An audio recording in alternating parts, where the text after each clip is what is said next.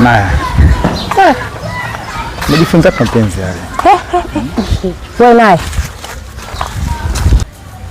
Yaani ile kauli inayosema kikulacho kinguoni mwako leo ndo nimeamini hapa. Yaani wewe shoga yangu pika pakua. Naye wewe wakufanya mambo kama hayo. Huyu si shemeji yako huyu. Ulitaka nifanyaje? Nikampake mafuta? Hivyo una akili kweli wewe mwanamke?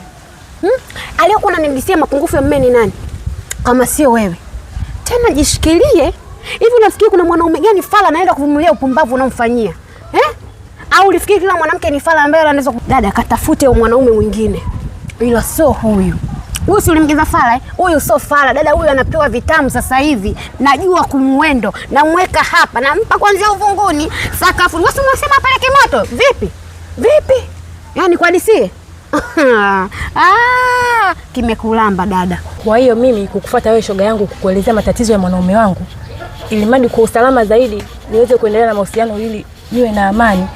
Kwa ndo kama nimekukwambia huyo ukatembea naye, si ndio?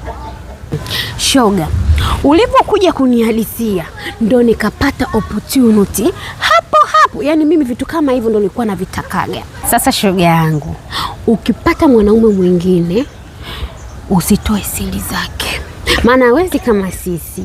Tupo wengi shoga yangu. Yaani kwa mtindo huo utabadilisha wanaume kila siku.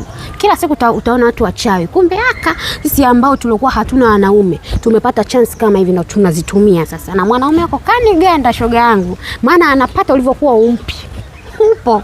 Yaani kila akiamka asubuhi yuko hapa kifuani anabembea tu, anacheza tu na bembea. Wewe uogopi? Jifunze shoga yangu. Yaani hili ni funzo tosha. Yaani usiseme sijakwambia. Nenda huko katafute mwanaume lakini sio huyu. Huyu tena umemkosa, sio wako. Ulivyokuwa unanihadisiaga kimekulamba leo.